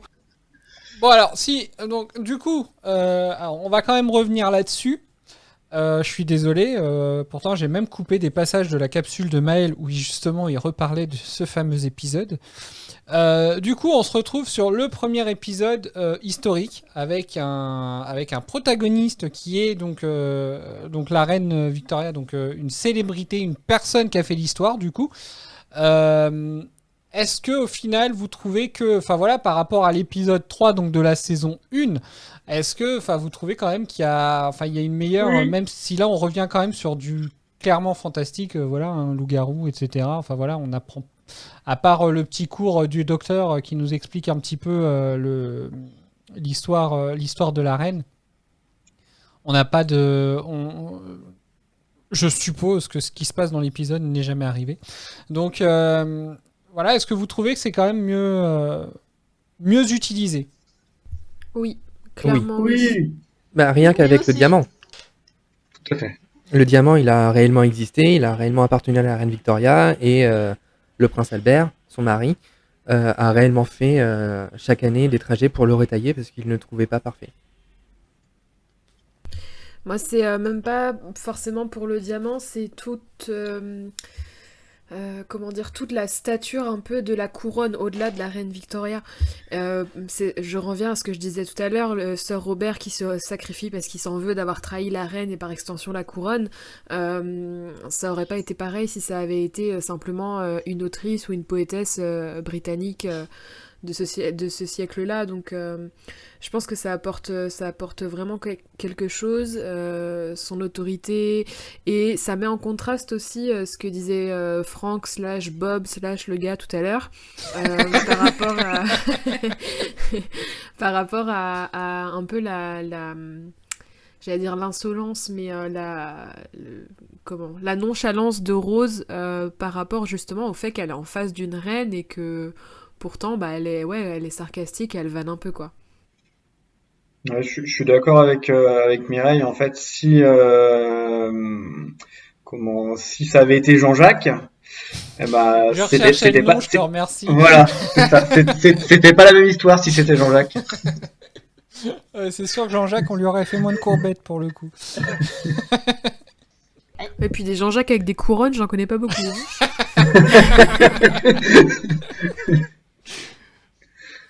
On va essayer de trouver ça doit exister. D'accord. Bon, bah alors, est-ce que vous avez des éléments marquants? Oui. Bah oui. Vas-y. Torchwood. Oh la relou. C'est une fixette à ce stade-là. Je vais être comme ça toute la saison. Ah ouais, tu vas être tellement déçu, ma pauvre. Ensuite. Ne me dis pas ça, sinon je vais rager. Toi, tu rageras. Donc, du coup. Eh ben, dis donc. Un élément marquant. T'en avais, Bob? Non? Excuse-moi, j'étais en train de consoler Doraline par message. Je vois pas de quoi il parle. Du coup, oui, il y en a eu deux. Pour moi, il y a la transformation du loup. Ouais, j'y reviens dessus parce que pour une série britannique, c'est souvent... Enfin, pour une série britannique ou surtout une série télévisée plus que britannique, c'est souvent qu'on a clashé la série pour le manque de budget sur les effets spéciaux et... une fois de plus, quand j'ai vu la transformation du loup, je me suis dit waouh, c'est vachement bien fait. Je sais pas s'ils avaient beaucoup de budget, c'est pour ça que lors du dernier enregistrement, j'ai fait un espèce de spoil. Je crois que c'était pas enregistré. Ou c'est que j'avais dit, je pense que le budget est passé complètement dans le prochain épisode. Ça, c'est une scène qui m'a marqué. Et la deuxième scène qui m'a marqué, c'est la scène de clôture, comme justement avec Rose qui est un peu taquine envers la famille britannique et ça m'a surpris puisque ça fait quand même 2-3 épisodes que je la vanne moins et que je commence en fait à apprécier le personnage et je pense que si elle continue à aller dans cette direction, ça va devenir un bon personnage de la série. D'accord. Ça te manque pas de la clasher? Écoute, sache que je l'attends au tournant et que la prochaine action qu'elle nous fait, qui est pas dans le haut standard que j'attends, je la lynche comme c'est pas possible. Bah, ça sera peut-être à la rentrée du coup. Eden, Ouais. à part Torchwood. Non, mais l'élément marquant, c'est celui que j'ai dit au tout début, c'est la scène d'ouverture avec les moines qui, comme je disais, où j'ai pas compris, entre guillemets, où je me suis demandé, mais qu'est-ce qui se passe, on est où? D'accord, t'avais fini? Parce que comme il y a eu un... Oui. Comme il y a eu un petit bruit, j'ai eu peur que t'aies appuyé sur le bouton ou je savais pas trop, donc ok. Mireille? Bah moi, comme j'ai dit, j'ai aimé vraiment tout l'épisode, donc j'ai beaucoup de scènes que j'ai aimées. La scène de clôture où il vanne la famille royale, la transformation du loup, comme a dit Franck, c'est vraiment une belle scène. La scène, bon c'est peut-être mon petit cœur d'artichaut, mais la scène du baiser entre Sir Robert et sa femme, justement un peu un truc d'adieu, là, c'était assez poignant. Quand ils se font courser par le loup, enfin, la tension elle est vraiment forte, donc je crois que c'est tout l'épisode qui est marquant en fait pour moi. Alors tu parlais de la femme de Sir Robert, donc Lady Isobel. Moi, il y a un passage qui m'a vachement marqué d'elle, c'est justement pendant l'adoubement. J'ai passé toute la scène de l'adoubement à la regarder. Elle fait la gueule, entre guillemets, pendant toute la scène. Bon, ce qui est normal, hein, elle vient de perdre son mari. Mais ce que je veux dire, c'est qu'il n'y a même pas un moment où il y a même pas un changement de visage, par exemple, au moment où la reine, à la surprise presque générale, j'ai envie de dire, elle bannit le docteur et Rose. Il n'y a pas une réaction, en fait. Elle est vraiment dans son deuil à fond, quoi, entre guillemets. Et je trouve que, enfin voilà, l'acting du truc, il est à fond, quoi. J'ai trouvé. C'est un truc qui m'a marqué. Jérém, t'as un élément marquant? Ou plusieurs, peut-être? Moi, ça va être surtout de la scène dans le bureau, on en apprend un peu plus sur l'histoire. Voilà, c'est vraiment le côté historique de l'épisode que j'ai très bien aimé. D'accord. Doraline? Comme Mireille, l'épisode était tellement bon que finalement j'ai pas d'éléments marquants, tout était très bien. D'accord. Adèle? La remarque à propos de la mère de Rose m'a fait beaucoup rire. Le dialogue qu'ils ont avec le docteur, oui, où elle dit « Oh là là, si ma mère voyait ce diamant, elle se battrait contre le loup. » Et je sais plus si c'est lui, à main nue, c'est ça, je sais plus si c'est lui ou elle qui dit « Et elle gagnerait. » C'est lui. C'est le docteur qui dit ça. Ouais. Très très drôle et hyper pertinent en plus, parce que effectivement, je vois très bien Jackie faire ça. Voilà. C'est vrai, il est marrant ce passage. J'ai imaginé la scène dans ma tête et c'était extrêmement drôle aussi d'ailleurs. Est-ce qu'il y Ça avait fonctionnait Mickey très très bien. dans la scène dans ta tête? Lui, il continue de se battre avec le sapin et son Pierre, t'as un élément marquant? Eh ben, moi, je vais revenir aussi sur la scène de transformation du loup. Et en fait, j'ai aussi noté, et je pense que c'est un moment où j'avais décroché de l'épisode, et c'est un moment qui m'a fait raccrocher à l'épisode, c'est la musique qu'il y a à ce moment-là. Et alors là, je serais incapable de la fredonner ou même de dire comment elle est, la musique, mais c'est vraiment le moment où... Ouais, c'est pour pas avoir à la faire, Adèle. Je suis un peu déçu. Mais pour le coup, il y a eu plusieurs moments où dans cet épisode, la musique m'a... En fait, ouais, je vais dire c'est la musique que je retiendrai de cet épisode. Ah, je suis content, vous parlez de la musique. Si on parle musique, moi j'ai beaucoup aimé la musique d'ouverture. Ah, celle avant les moines? Enfin, au moment où on Ouais, voit celle les avant le moines combat, là. et, Le combat de Majorette. combat de Majorette. Oh là là là là là là. D'accord. Ok, est-ce que vous avez autre chose à rajouter? Non? On peut passer aux anecdotes? Anecdote. Ok, bon, on y va. On va passer aux anecdotes. Ok, d'accord. Tu parles de vos anecdotes inutiles et donc indispensables? C'est quand même important. Alors, je vous écoute. Oh, j'adore ce générique. J'adore ce générique. Tu peux le remettre une deuxième fois, s'il te plaît? Ah. On va passer aux anecdotes. Le meilleur moment. Tu parles de vos anecdotes inutiles et donc indispensables? C'est quand même important. Oh, merci. C'est magique. Avant que les pros commencent, moi je voudrais bien vous lancer sur une petite anecdote slash théorie. Eh ben, on t'écoute. Nous sommes Sur la malédiction du diamant. Parce que le Koh-i-Noor a une réelle malédiction. Une malédiction qui toucherait que les hommes et qui laisserait en paix les femmes. Et cette malédiction est un peu vraie dans cet épisode parce que tous les hommes du domaine de Torchwood est mort, sauf le docteur. Et ce sont seulement les femmes qui ont survécu. Je voulais savoir votre ressenti là-dessus. Vu que tu as l'air de t'y connaître un peu en trucs un peu occultes, est-ce que c'est pas la légende avec un chef indien ou de je sais plus quelle tribu qui aurait maudit le truc volé? Si, parce qu'à la base, le diamant a été... donc c'était pas indien d'Amérique, hein, c'était indien des Indes. C'était un Maharaja, il appartenait à un Maharaja qui l'avait en bracelet. Il était brut à cette époque. Et il y a eu une guerre qui a éclaté, ces trois frères qui réclamaient le trône. Et donc du coup, ils se sont un peu battus, ils ont volé ce diamant suite à la mort de ce Maharaja. Et suite à cette mort, en fait, ils deviendraient maudits parce que chaque homme en sa possession est mort dans des conditions atroces. Et il me semble qu'il y avait autre chose... qu'il y avait une histoire de Dieu, qu'à la base ce diamant avait été offert à ce Maharaja par Shiva, le dieu de je sais plus quoi en hindouisme, et que justement le fait qu'on l'ait volé par des non-religieux hindouistes avait provoqué une malédiction. Shiva aurait maudit lui-même ce diamant. Il existe encore ce diamant? Il existe encore, on peut l'observer à Buckingham, je crois, ou je sais plus où sont exposés les joyaux de la reine. Ok. Et c'est vrai qu'il y a eu des vrais décès, je crois, autour de ce diamant. C'est ouf, quand même. Est-ce que c'est vrai? Est-ce que c'est pas vrai? Ça laisse songeur, quand même. Non, mais la malédiction existe réellement. Il faudrait que je te retrouve l'article sur ce diamant, mais c'est incroyable. Eh ben, merci. Est-ce qu'on n'enchaînerait pas sur, du coup, les anecdotes on avait des anecdotes sur la reine, je crois. Tout à fait. C'est pas moi, du coup, mais... Tout à fait. Une bonne transition. Oh là là, qu'est-ce qu'elle fait ça bien. Oui, donc il y a plusieurs anecdotes sur la reine. La première, c'est que, alors elle n'était pas hémophile, mais elle était tout de même porteuse, comme plusieurs de ses filles.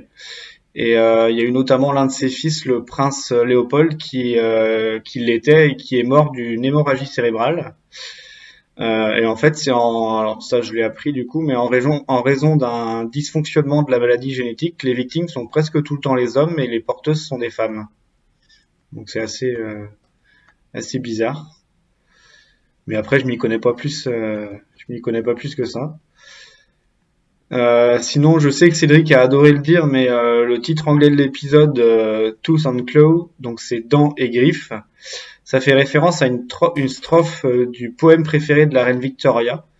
C'est un poème qui a été écrit par Alfred Tennyson et qui l'a réconforté justement après la mort de son mari, le prince Albert. Et sinon, avant de s'appeler Tooth and Claw, le titre provisoire de l'épisode, c'était Queen Victoria, tout simplement. Et sinon, Jérém À chaque fois, les premiers titres, ils se foulent pas. Hein. Dickens, c'était My Name is Dickens, Charles Dickens, et puis là, c'était Queen Victoria, du coup. Bah, peut-être que ça a une bonne manière de cacher le contenu de l'épisode, parce que Tooth and Claw, ça donne un peu l'idée déjà de ce qui va se passer, alors que Queen Victoria, vu que tu vois la reine au bout de 2 minutes, Oui, c'est sûr. tu serais moins à même de savoir ce qui va se passer derrière. C'est sûr. Alors, juste moi, c'est horrible, le titre anglais, à chaque fois, je sais pas si vous connaissez la chanson anglaise pour les enfants qui s'appelle Head, Shoulders, Knees and Toes. Ah non. Mais moi, Ah ouais. j'ai cette chanson tout le temps. Et mais du coup, à la fin, au lieu de Knees and Toes, j'ai Tooth and Claw. Tooth and Claw. C'est horrible, je n'en peux plus. Eh ben, On passe je ne à un l'avais autre pas, épisode mais maintenant. grâce à toi, je vais l'avoir maintenant, je te Bah remercie. voilà, bah, c'est gratuit, je vous en prie. Ça me fait plaisir. C'est cadeau. Et du coup, j'en ai une petite dernière sur la reine. C'est en fait la phrase que Rose cherche à faire dire à la reine. C'est une phrase qu'elle a vraiment prononcée, mais personne ne sait à quelle occasion. Et donc, alors la phrase que la reine a dit en vrai, c'est "We are not amused", et Rose réussit à lui faire dire dans l'épisode "I am not amused". Donc c'est quasiment la même chose. Elle l'aurait Attends, dit qu'une on peut seule avoir la fois. traduction, s'il te plaît? Bah, Jérém l'a donné quand il a fait son résumé, mais Nous ne sommes guère amusés, ou voilà. cela ne nous amuse guère, un truc dans le genre. Ah oui, d'accord, oui, merci. Non, parce que c'est 22h39, j'ai pas envie de faire d'efforts, je suis désolé. Bah, je suis pas amusé, quoi. Littéralement. Ah, mais tu vois, je pensais qu'elle avait dit cette phrase dans un contexte bien particulier, bien historique, que c'était une phrase qui lui était propre. Voire Eh même bah, qu'elle l'avait dit pas du plusieurs tout. fois. Moi, je pensais que c'était même quelque chose qu'elle avait dit plusieurs fois. Enfin, qu'elle avait par exemple l'habitude de dire, quoi, du coup. Bah, du coup, ouais, l'épisode peut-être laisse qu'elle- sous-entendre ça. Peut-être qu'elle l'a dit plusieurs fois, mais en tout cas, ça a jamais été. Enfin, personne ne sait à quelle occasion elle l'a vraiment dit. Ok. Merci. Ensuite, Thank you. est-ce que je lancerai pas une anecdote de Maël? Bon, que du coup, Adèle a Celle que spoilé. Adèle a cloché. Allez, on commence par celle-là, du coup.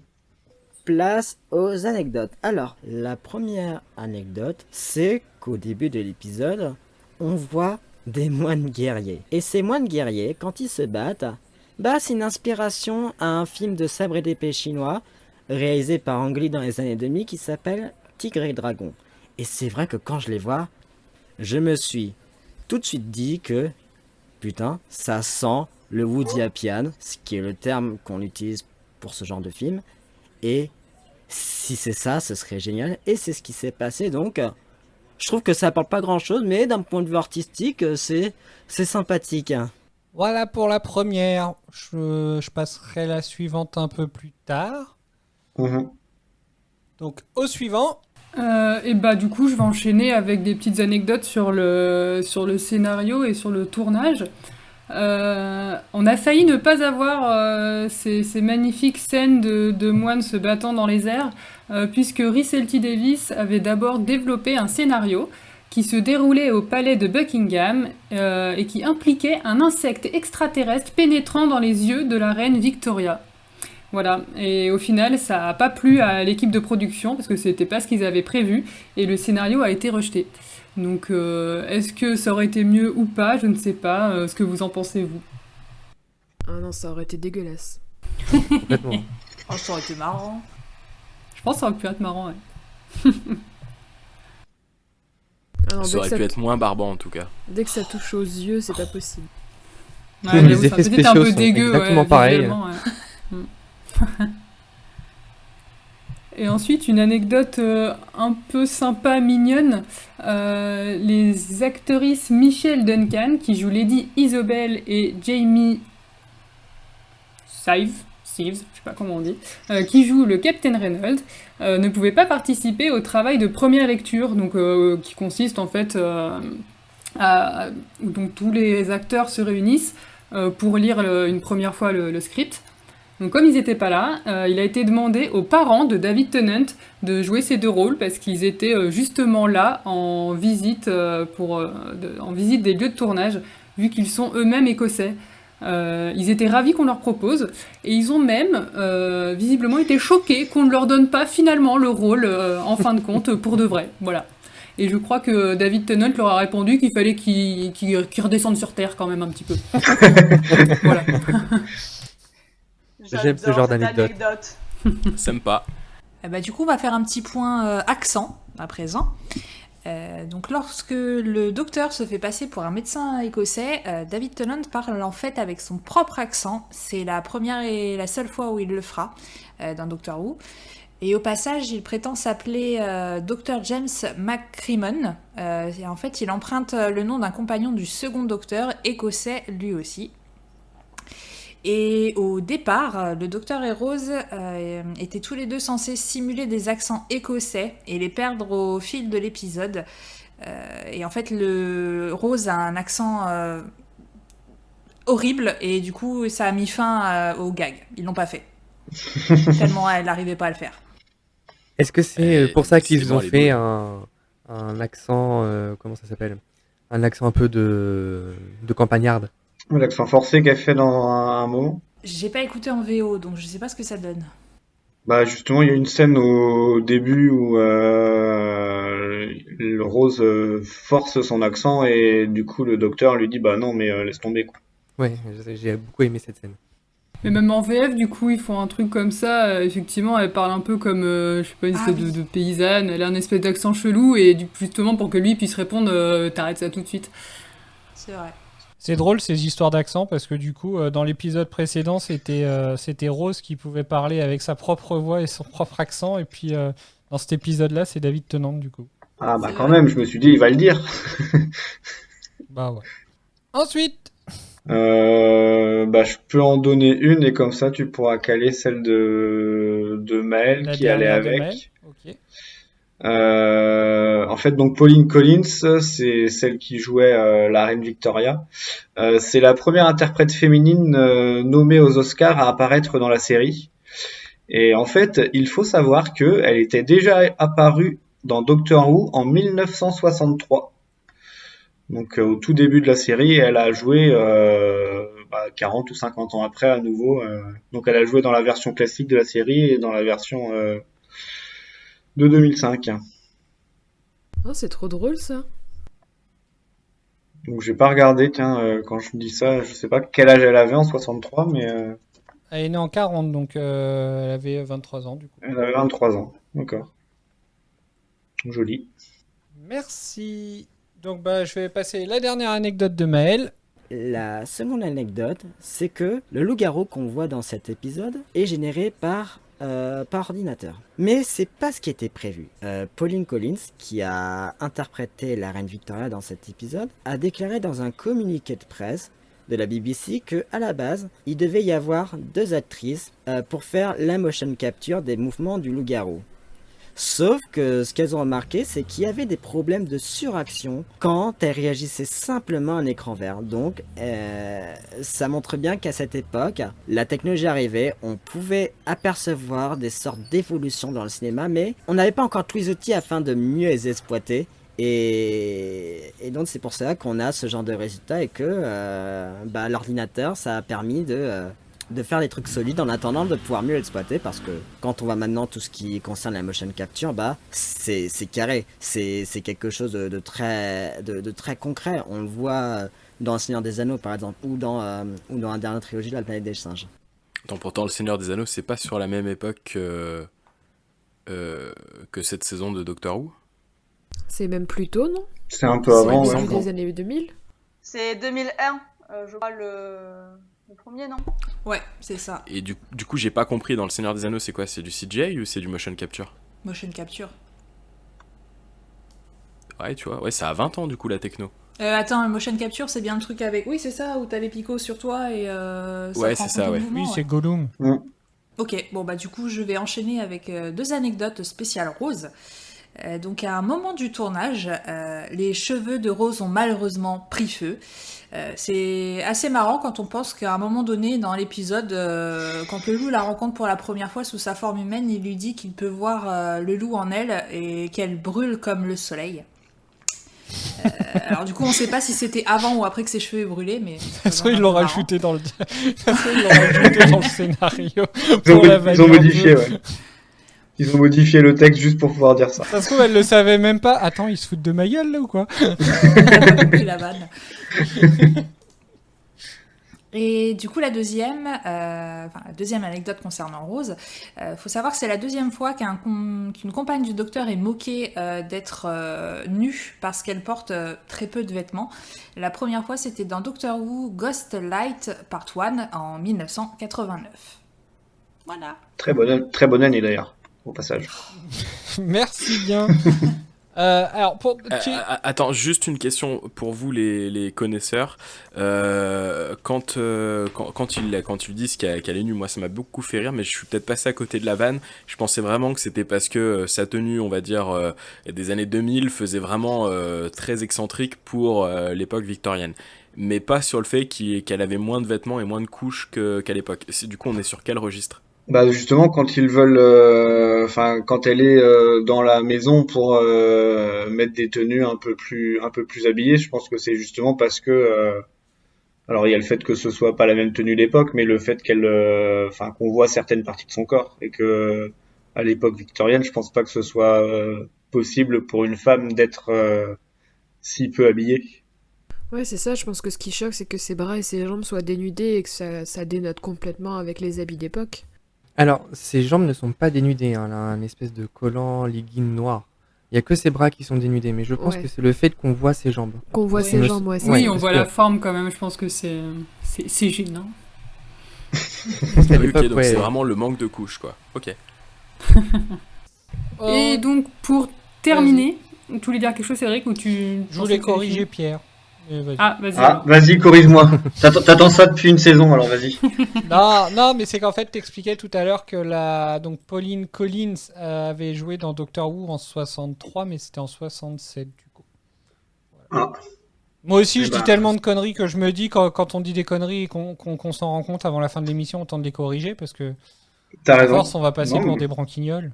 Bon, c'est Moi, déjà le cas, je ne le prends pas mal, D'ailleurs, moi, je voudrais bien me corriger parce que j'ai fait une petite erreur sur la malédiction du diamant.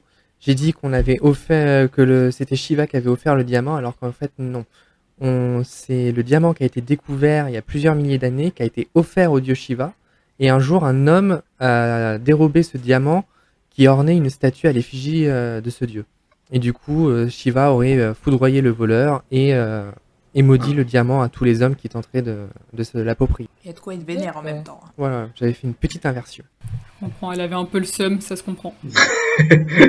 Donc, on te laisse conclure du coup maintenant, Adèle. Ouais. Oui, alors on va conclure sur une petite note drôle.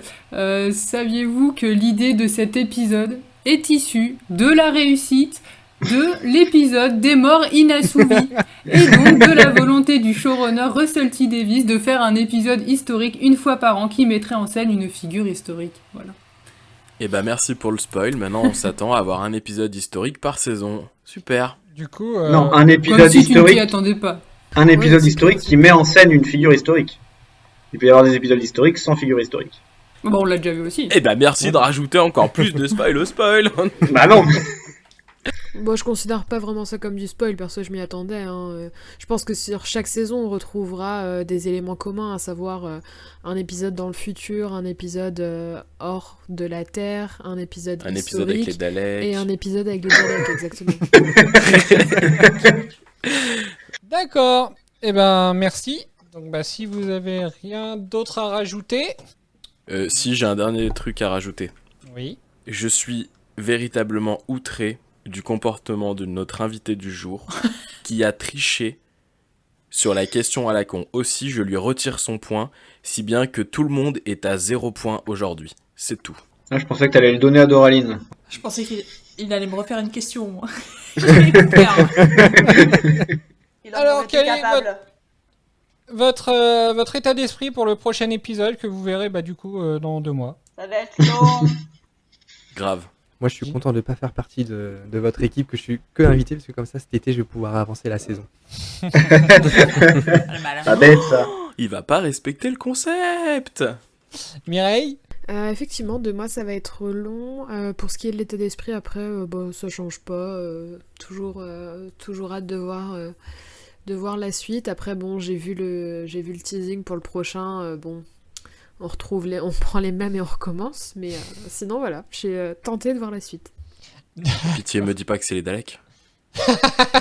Non, c'est pire. Non, pas pour l'instant. J'aime bien le. T'aurais dû lui répondre, je te le dis pas. Ok, Jérém, content de ton expérience avec nous? Très content, ouais. Bon. Vous allez me manquer pendant 2 mois. Hein. Oh, c'est gentil. Oh, merci. C'était très cool de t'avoir, en tout cas. Ouais. Grave. Ah, tu vois, donc Doraline finalement a dit que t'étais bien avec nous. Bah oui. Comment ça, Je suis une finalement? rageuse, mais bon. Moi, j'en profite.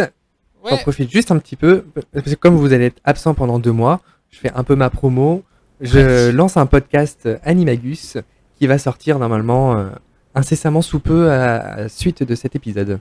Ah, on le partagera sur nos réseaux sociaux. Ce sera un épisode, ce sera un podcast qui va vous faire découvrir le monde animal espèce par espèce. Eh ben, on fera la pub sur les réseaux sociaux. En tout cas, dès que tu publieras tout ça, faudra pas hésiter à nous le dire et puis on partagera. J'ai hâte d'écouter ça. De ouf. Ouais, pareil.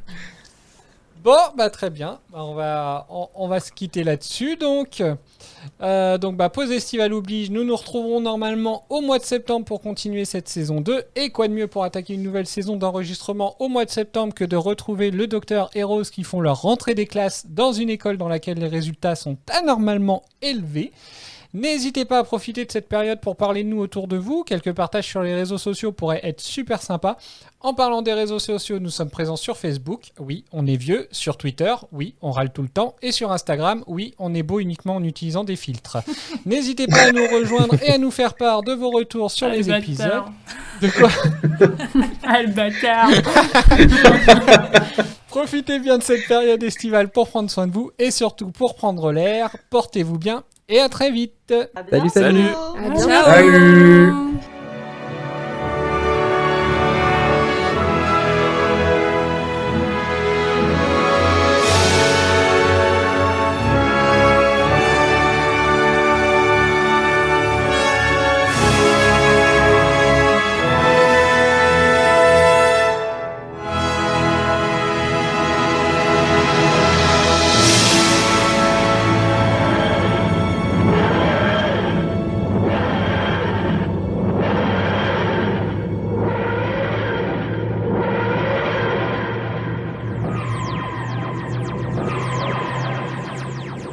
On a eu notre premier invité aujourd'hui.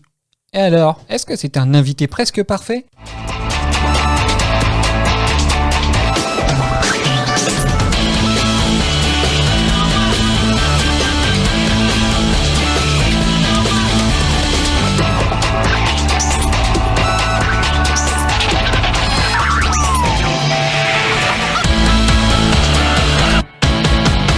Alors, d'abord, nos podcasteurs, qu'est-ce qu'ils ont pensé de notre invité ? Eden ? Bon, apparemment, il faut noter notre invité. C'est l'idée, oui. Je sais pas quelle note je donnais, moi.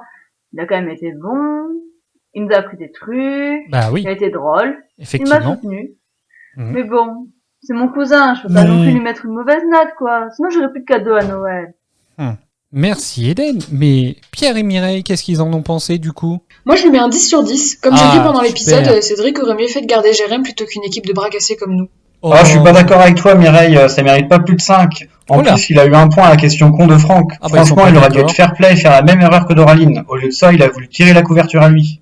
Oh, t'abuses, il était sympa quand même. Oh. C'est toujours pareil avec toi, tout le monde il est gentil. La vie n'est pas toute rose, Mireille. Oh là, bah ils vont s'engueuler Elle est maintenant. pas toute triste non plus, Pierre. Faudrait vraiment que t'apprennes à voir le positif, ça te changerait un petit peu. Bon, on va les laisser tranquilles, hein. On va aller demander son avis plutôt à Adèle. Et c'est qui ça, Jérém? Bah, c'était l'invité. Bah parce que bon, comme d'hab, hein, moi j'ai dormi depuis, donc l'enregistrement je l'ai un petit peu oublié. Hein. Comme les épisodes. Et du coup, c'est celui qui dit OK tout le Non. temps ou c'est celui qui a toujours des coups de gueule? Non plus. Essaye Ah encore. non, c'est celui qui est fan des animaux. Du coup, bah s'il faut noter Jérém, bah je vais être neutre, vu que je m'en souviens pas. Donc je vais lui mettre la note de meh Tardis. De mais qu'est-ce que c'est que ça, cette note? Bon, on va essayer d'avoir une vraie note d'Oraline. Alors je mets la note de 4 Tardis à Jérém, parce que bah, je suis vraiment qu'une grosse rageuse, je le sais, Ok. et j'ai vraiment pas apprécié qu'il ait la réponse à ma question con. Oh là là. Après par contre, faut quand même avouer qu'il est cultivé, qu'il avait bien préparé ses interventions, alors je me trouve sympa, je lui mets pas 0, mais c'est déjà bien quoi. Elle a la rancune tenace. Et Bob, qu'est-ce qu'il en a pensé, Bob? Alors, j'ai l'occasion de donner une note à Jérém pour sa participation au podcast Retardis Expérience et plus particulièrement Oui. sur ce dernier épisode. Donc on t'écoute. Si je suis tout à fait honnête avec nos auditrices et nos auditeurs, j'ai adoré enregistrer ce Oh. podcast avec ce gars. Il va nous refaire puisque, l'émission. déjà, il est super sympa et en plus, il nous a apporté beaucoup de connaissances autour Non, mais donne-nous notamment une du note. diamant, mais aussi de connaissances autour de la reine Victoria. Une note, Vous on savez veut le passage juste où une il a note. triché, où il nous a lu un petit peu Wikipédia. qu'il est long.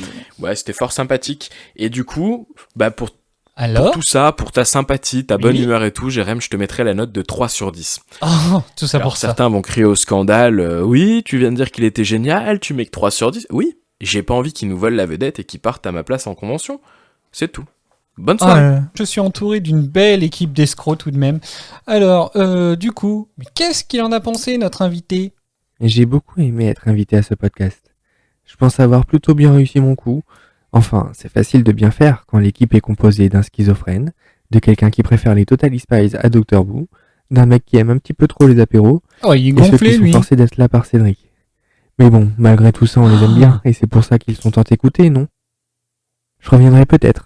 Enfin, si Cédric me harcèle comme pour cet épisode pour que je puisse venir sauver les meubles. Ah bah pour le coup, il n'y a pas de risque. Hein. Enfin bon, bonnes vacances.